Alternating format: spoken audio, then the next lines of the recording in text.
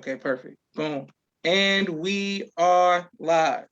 I want to thank everyone for tuning in to a very special edition of Off the Record on the People's Podcast this afternoon. We have an incredible guest, one who's going to give us some amazing information as well as inspiration, and that is none other than our brother.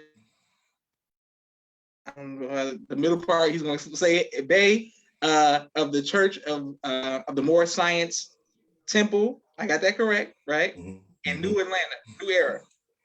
Yes, indeed. Yes, sir. This man is a strong advocate in the community and puts in a lot of work for our people and on behalf of our people. First of all, assalamu alaikum, sir. Walaikum salam, sir. This is an honor. This is an honor on behalf of myself, my family, and the viewing audience of the People's Podcast. So the first thing that we want to know, sir, is what makes you do so much work in the community? Yes, indeed. Well, first, I want to say peace and love to everybody that's tuning in. Peace and love to you, Brother Joshua. Peace and love to the family. And, I just want to just say, I rise giving praise to the great God, Allah. All praise is due to Allah. And I want to give the highest of honors to his and our holy divine prophet, Prophet Bro Jalil, the last prophet in these days, sent to redeem man from the sinful fallen stage of humanity back to the highest plane of life of his Father God Allah. I want to give honors to the forerunner of the prophet, Brother Marcus Messiah Garvey. We give honors to him because he did indeed shake up, wake up, stir up the nations. We give honors to Brother Emilio, the successor to the prophet Noble Drew Ali, first Grand Sheikh, first Supreme Grand Sheikh of the Supreme Grand Council. And I give honors to all current, past, and present leaders of the Moorish Science Temple of America. And I give honors to man, because when man honors man, he honors his Father God Allah. Beautiful, sir. Beautiful, sir. Yes, sir. So my question is to you, sir, what makes you do so much work in the community? So what makes me do the amount of work that we do, really, man, it's just a sense of obligation. Seeing that our conditions have not improved, there's not looking like they're going to improve without somebody actually getting out in the forefront and doing something about it. So that we said there's many ways to skin a cat. So there's many different avenues that people can travel to help us in liberating and empowering our people. And the lane that I choose is community engagement, and actually going out there and building relationships with the people. Because that's the type of background that I come from. I grew up as a Jehovah Witness, so I'm used to going out and engage with people and propagating a certain message on the personal level. So I just carry that same spirit when it comes to the movement. So that's why I'm sometimes I'll be all over the place, but the main intent of that is to work to find reasonable solutions to the problems that we as a people face. Yes, sir. Yes, sir. And we want to make sure that we thank you and encourage you for continue to do the great work that you all are doing. Now, you said you grew up Jehovah Witness. What was that like to go from that to now, being in the Church of Moorish Science Temple? Yes, indeed. It was a big switch. Was a switch that my mother wasn't too happy about. Because she always felt that I had a connection with Islam. Even the name she gave it, Jalil's not. It's not a given. It's not a name I came up with. I was born with that name. So that's she inadvertently put me on the path. Just by the name itself. And so it's it was a hard switch, but it was easy at the same. The only thing that was hard about it was the fact that so much of my family is a part of that particular organization. So splitting away and then saying that I'm part of the Moorish Science of America, it was hard, but I will say that I was given certain things when I was a witness. Like I said, being able to communicate, being able to go and propagate the faith on a personal level, door to door, or just talking to people on the street, just having that courage, having that ability to communicate. I definitely picked up during my time as a witness. So I'm never one to sit up here and bash them or down them because I don't necessarily agree with their beliefs, because they give me a lot. they helped to make me who I am, you know. Yes, sir. So I just say honest to them because they're doing good. They're doing positive and uplifting things. So can't in a real point, you know, down talking them because they're doing good. Yes, sir. Absolutely. And I just want to say my sister Miriam says peace family. Sister Sabira says peace to the family. Thank you all and peace to you all. And I can't wait to put this on YouTube. And thanks to everyone who likes, shares, and subscribe to the People's Podcast.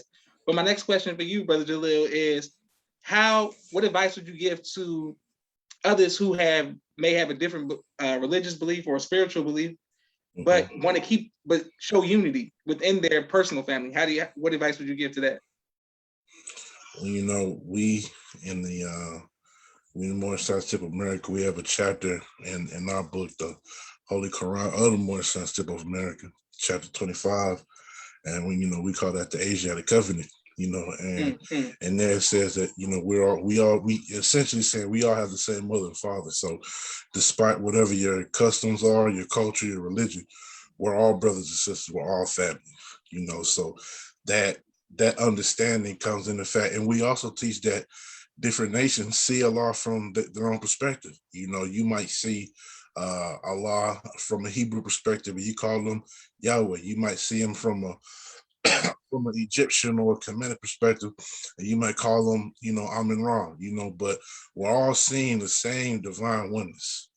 And so the fact that we're even able to see that divine oneness, unity is possible, because that's what it is. We may not agree on the perspective, but what we're looking at and what we're aspiring to is in essence the same. Wonderful. Yes, sir. Yes, sir. My sister Naima says facts. Okay, great. Now, my next question for you is, how do people reach out to you and your movement who want to do community service in the community? So to reach out to me, it's not hard to do. Of course, I'm on Facebook under Brother Jalil Omowale-Bey. So you can find me there. I'm on Instagram. But if you want to tap into the movement directly, you can tap in with us on IG as well as Facebook, all New Era Atlanta. Yes, sir. Yes, sir. And for someone who may not be familiar with the work of New Era Atlanta, can you let us know about it? Let them know. Yes, indeed. So the New Era Nation is an organization that was originally founded in the city of Detroit in 2014. It was New Era Detroit. A year and a half later, expanded to Chicago. About a year after that, expanded to Atlanta. Then what's called the official New Era Nation was formed in.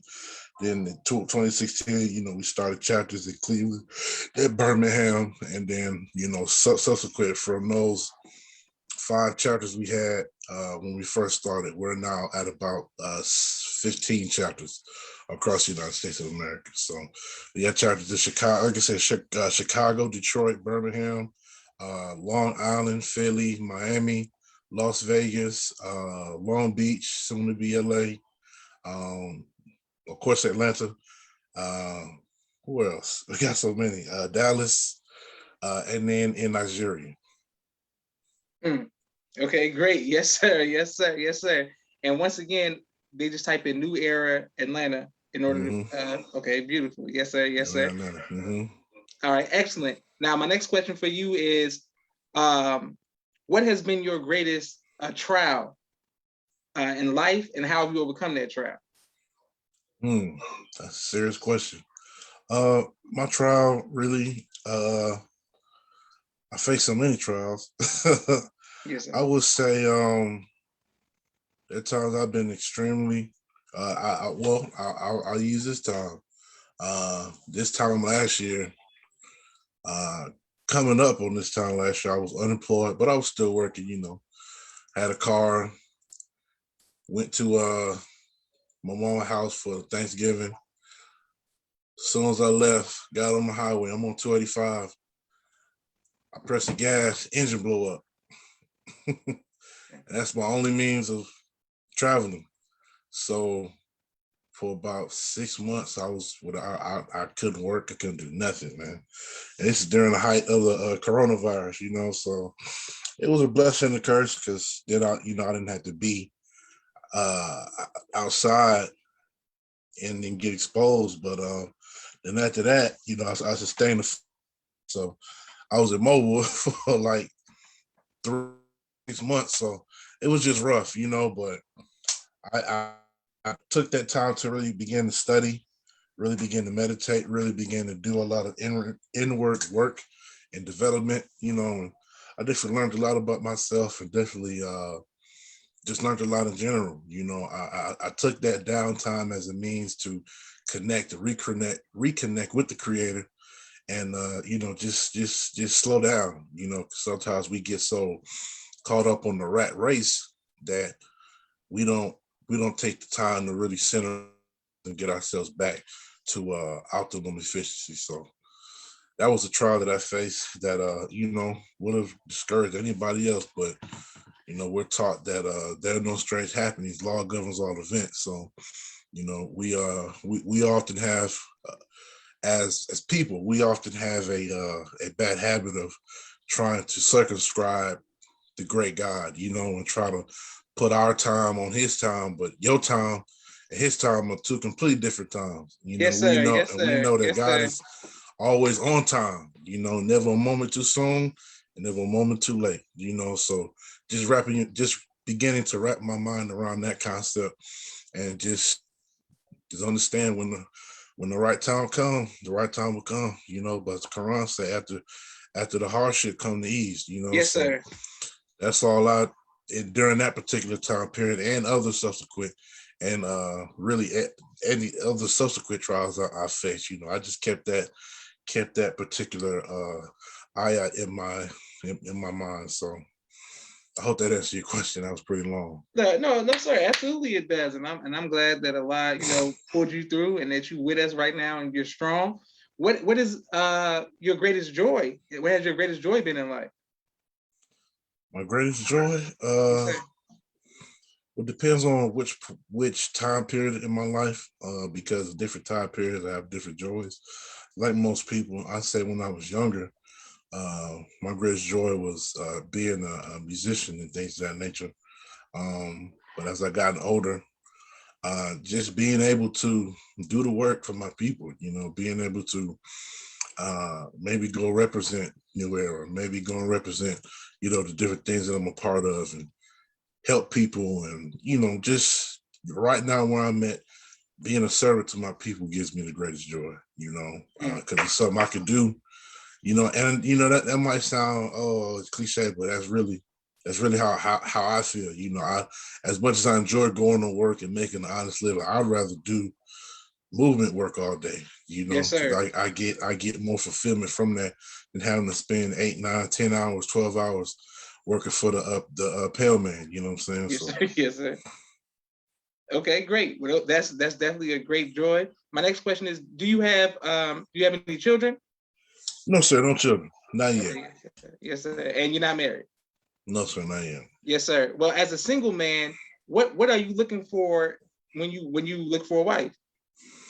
Um, uh, what I'm looking for, I'm looking for a woman that is equally yoked with me, Yes, and sir. when I say that, I mean because I grew up in a household where I grew up in a household where it wasn't necessarily conflict per se, but my mom was a Jehovah's Witness and my dad isn't. Mm. So while there wasn't a whole lot of conflict, there was different perspectives on how child rearing should be, and so seeing that, I always feel like, okay, whatever I'm into or whatever I'm a part of, I would prefer that my spouse comes from that same uh, arena, and it's hard because on the religious end, even though the Moorish movement in America is growing and there's more and more, people coming into the science every day, it's not a whole bunch of Moorish Americans, what I'm saying, that's Mm. around. So, you just have to use discernment, but pretty much she just has to be, of course, a Moorish American, Mm. just being honest. because I want my children, the principles that I feel, love, truth, peace, freedom, and justice, I want my woman to be able to give those same principles to my children, and that's really the main thing. Like everything else is secondary. She don't even necessarily have to be a part of anything else I'm doing, but as long as we got the same moral characteristics and values, then that's really all I need. Anything after that would be, just icing on the cake. You know what I'm saying? So that's really the main thing. And just be pleasant. That's Yes, all. sir. Yes, sir. I Yeah. understand. Okay. Well, the reason I'm asking, sir, is because I went to school. My middle school was a Muslim school, but there were members of the Moorish Science Temple there. But when you're younger, you don't think of the ash like, okay, what's the difference? Or what we got in common? How do y'all date? So in the nation, we have what is like courtship, where you know what I'm saying, where it's like chaperones, boom, boom. What is the process of Moorish Science Temple? Like, how do you all do it? So it's pretty much the same process because and it's funny, we were learning about this in class a while back, but we talk about adab or Islamic Islamic etiquette, and so we are seeking to bring our methodology of dating and courting back to how the ancestors did it. So it's the same thing, bro. If you're interested in a young woman, let's say you're in a full-fledged temple, and everything is how it's supposed to be. So if I'm a young Mo, I see a Mo Bodice, and I wouldn't go to her. I wouldn't talk to her. I would talk to either her father, if her father is part of the temple, or I would go to our Grand Sheik. The Grand Sheik is the head of the temple. And so he would talk to her peoples, talk to her. If the feeling is mutual, then we go before the community, and we declare we declare our intentions that, okay, basically like we announce, hey, we're about to start courting. So, that makes everything legit, and makes everything out the open, instead of having these clandestine relationships that are so prominent within the world. We call it Asia, y'all call it the lost found, but so we're seeking to go back to how our ancestors did it. So we make it known in front of the community. So because we, our Grand Sheik always tells us ain't no girlfriends and boyfriends in Islam. It's husband and wife. You know what I'm saying? So we definitely respect that, and then what it also does is it makes everything more sacred, because of the fact there's supervision, because of the fact that you're not just relying on your own carnal desires. You're really getting to know this individual. So when it's time to, because we say we don't marry, we say that we obligate. So when it's time for you to become obligated, or to become married, you know that person from a deeper level than just, oh, she look good, he look good. They still got to look good, because our prophet, he tells us, when as a man getting a wife, make sure that her frame is delightful to your eyes, but that's not the main thing. The main thing is making sure that y'all is lined up in terms of how you're going to raise children, how the household is going to operate, and we have instructions based on marriage, for marriage, because that's, as the ones that believe in Muhammad, half our deen is marriage. Yes, sir. Yes, sir. My prophet told his brothers, get you a wife. You know what I'm saying? Yes, sir. Yes, sir. Beautiful. Okay, great. And thank you for your great information, sir. And then there's so many comments. My sister Miriam says, good question. Sister Alita Champagne says, Assalamu alaikum, brother. Sister Sonia says, Assalamu alaikum. My sister Sonia says, teach my brother about the correct way to announce intentions for courtship. Okay, great. I just have a few more questions for you. Now, you said, what's the language that you use? You said we say lost founds, and you all say. So we talk about our brothers and sisters. We might say that our brothers and sisters out in the cares of the world, because we have a pamphlet, and on the front of the pamphlet, you got Noble Jalil stepping out from the cares of the world, which is personified by the ocean. And he's carrying humanity in his hand, and is personified by a sister who's unconscious, and he had one foot in the ocean, one foot on the land, and on the rock it says salvation. So we're bringing our people up out of the cares of the world, or what they would call in quote unquote Al-Islam, they'll say the dunya. What I'm saying? We bringing them out from Asia, basically. We bring them from the world into a higher plane. Beautiful. Praise be to Allah. Yes, sir. Excellent. Okay. We have a quick 60-second commercial break for all of the sponsors of the People's Podcast, and then we're coming right back to our brother Jalil Omowale-Bey. Did I get it right, brother? Jalil Omowale-Bey. Omowale-Bey. Yes, sir. I'm working on it. Yes, sir. Yes, sir. All right, here we go. If you all like to be a sponsor or a donor to the People's Podcast, I want to thank everybody who keeps this amazing podcast going. Thank you all for your sponsors. Please cash app the People's Podcast. My brother Rashad, Street Premier Media Production. He has a 4K camera and a drone. He does television and film editing. If you need any of that, please reach out to him. My sister Miriam, ABC I Love Me children's book and coloring book, both of which are available on Amazon. Please go out and get those books. My sister Naima, Stay On Point Dance Academy, LLC. She teaches ballet virtually to young girls all across the country. And right here in the studios in Atlanta, Georgia, we love our tiny dancers. Please sign up. Sister Rashida Rafat is doing a 5-year anniversary special promo for Ra Communications. If you are working on a book and you need copy editing, media relations, content development, please reach out to Sister Rashida Rafat with Ra Communications. They do an amazing job. Student Minister Robert L. Muhammad of Austin, Texas, conflict mediation, squashing the beef out in the Southwest region. He does a phenomenal job. Please reach out to him if you all need anybody to help stop the conflict in the community.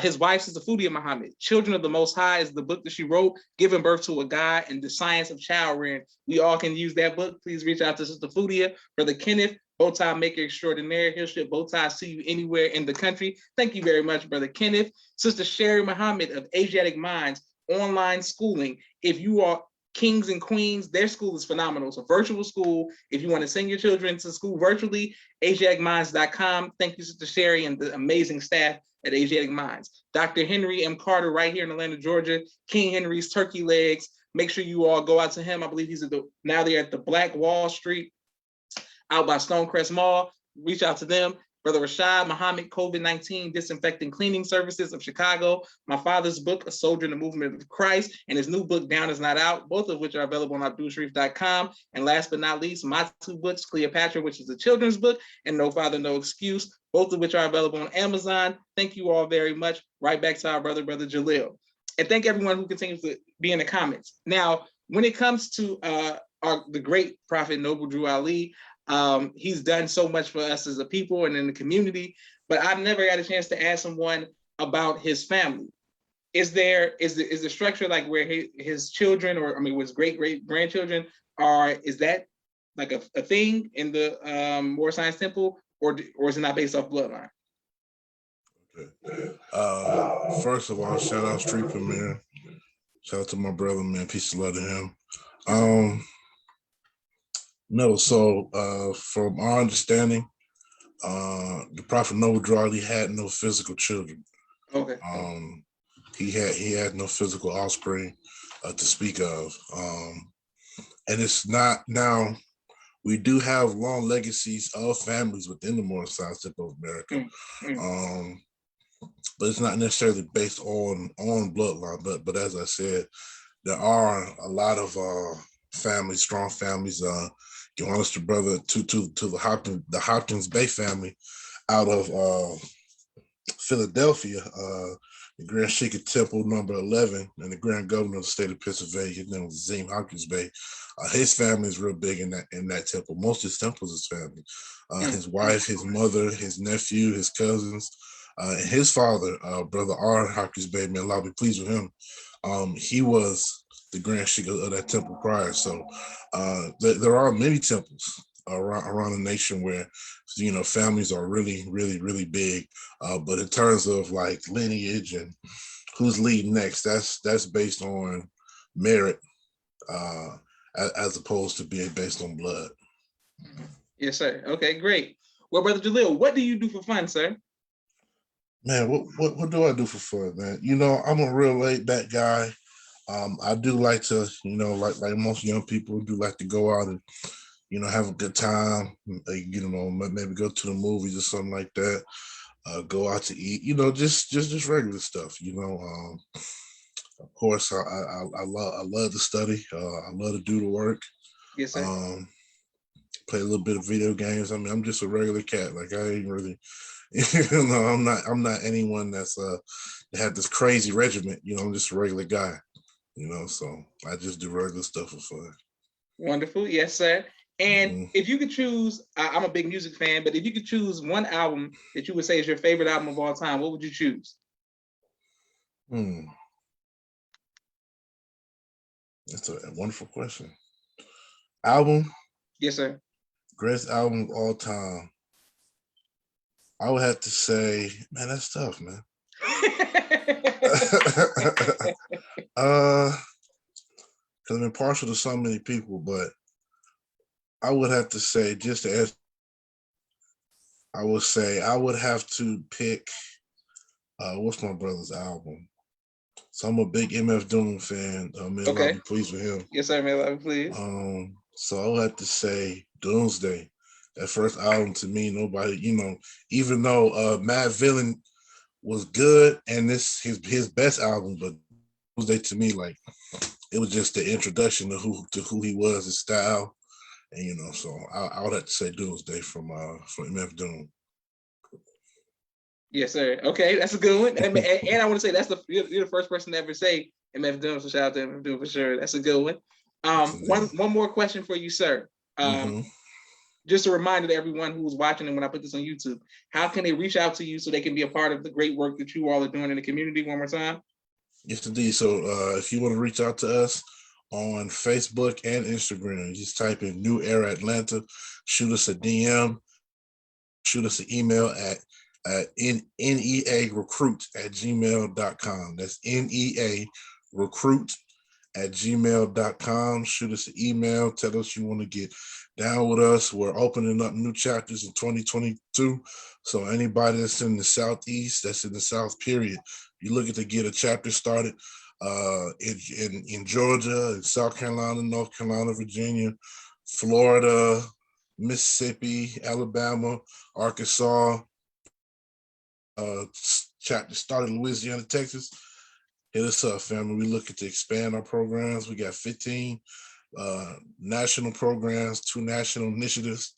We're out in the community as often as we can, family. It's all about the work. Yes, sir. Yes, sir. And well, I have one more question, but somebody just brought up another question from people from Chicago.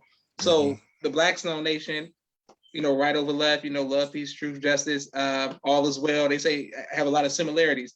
Is there a connection with the language and the five? Is that a connection? So, from my understanding, Jeff Fort, Chief Malik, when he went to prison, he was reverted to Islam via the Moorish Science Tip of America, because there was a big, you know, we have a big prison ministry. So, you know, he was reverted in there, and when he came out, you know, he referred a portion of the Black Peace Stones into the Al-Rukns, and you know, their whole demonstration was from the teachings of the Prophet Bro Jalil. So yeah, you know, you'll see similarities, but in terms of a true connection, there is no connection. They simply because you know, because they are a gang, and you know, we on all our street gangs, you know, but the Moorish Science Temple of America is not affiliated with the Black Peace Stone Rangers. I know that. I know many of the older sheiks and adepts that are especially from the Midwest, Milwaukee, Chicago, Detroit. I know a lot of them come from the Black Peace Stone Rangers, you know, and give honors to them. But the Moorish Science of America was founded in 1913. And, you know, the lingo that you hear, you know, the different poses that you see, you know, come from the Moorish Science of America and was adopted by that particular organization. But, you know, any way that you can come into the knowledge of who you are, where you come from, you know, it's all good with me, you know. But just when we talk about the Moorish Township of America, especially in this day and age, you know, we have to do a lot of cleanup because there are a lot of different groups out there that wear the there's many different groups that wear the fez and wear the flag and all those different things, but that don't necessarily mean that they represent fully what the Moorish Township of America is about. You know, just like there are different branches of the NOI, Yes, sir. Yes, sir.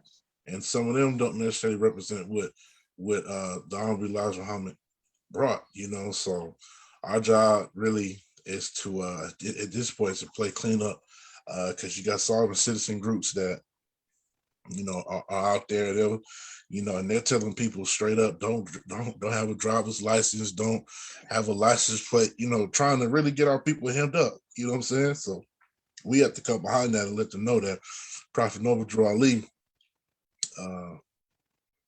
told us that we're citizens, told us that the government belongs to us. We are the government. It's not entity. We always say they, them, but the they to them is us. There is no government without the people. If everybody in America decide to get up and go somewhere else, there would be no United States of America.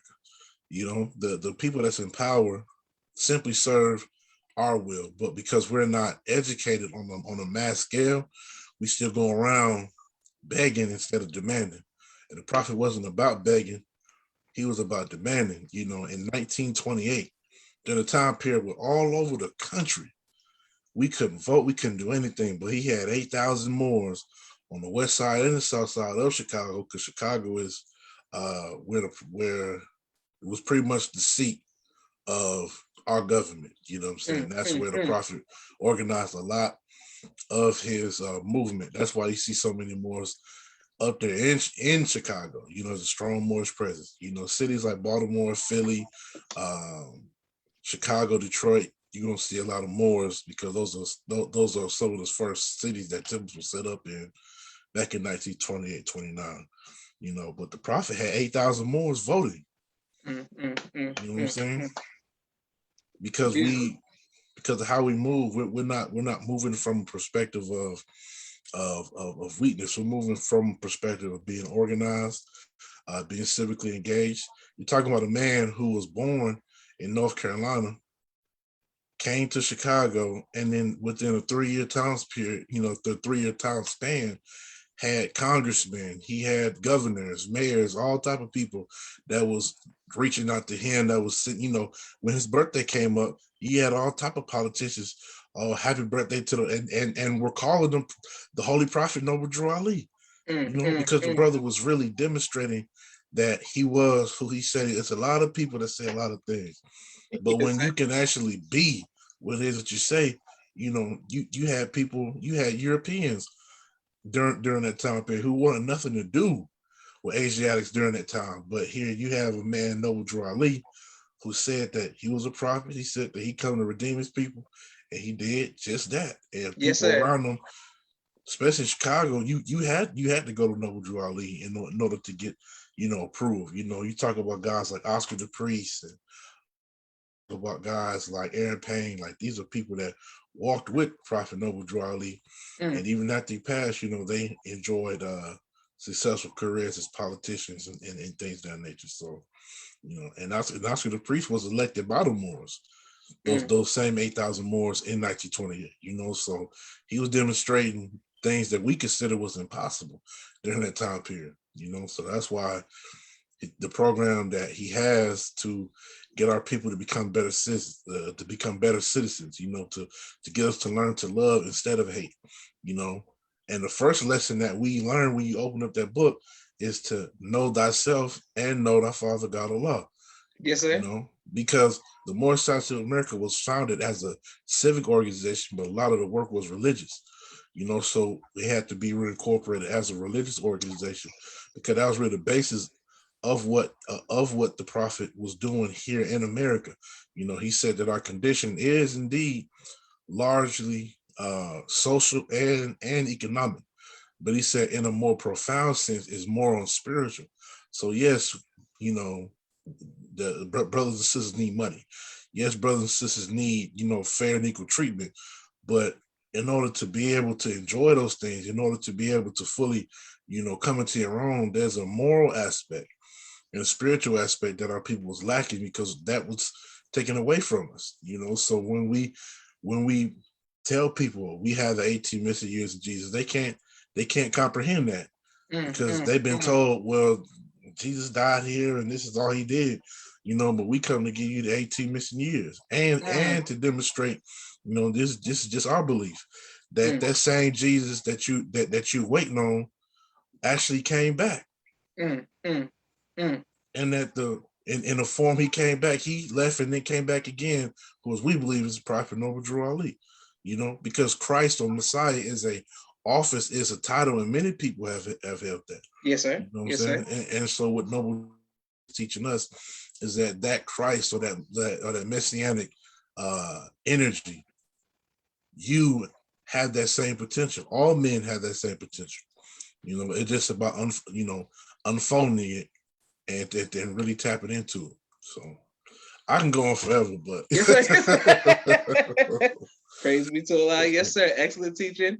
Sister Alita Champagne, great interview. Thank you. And thank you, Sister Sonia. People giving you the class. And I can't wait to put this on YouTube right now. Well, I want to thank you again, Brother Jalil. I have one last question is, sir, what do you want your legacy to be?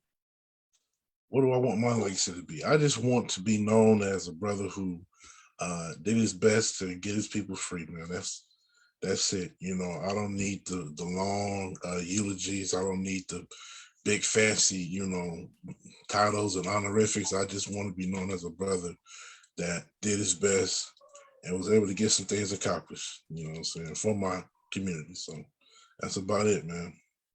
Praise be to Allah. Excellent. Well, thank you very much, Brother Jalil. Thank everybody who's watching. This interview has been full of information as well as inspiration. This means a lot to me, brother. And anytime, the People's Podcast is yours, my brother. You can come on and any members of New America, Moorish Simple, anybody who has anything that they want to do that we should highlight, man, we on the same team. May Allah continue to bless you and your family, sir. Yes, sir. This is Joshua Leonard Muhammad signing off for the People's Podcast. Assalamu alaikum. Wa alaikum salam.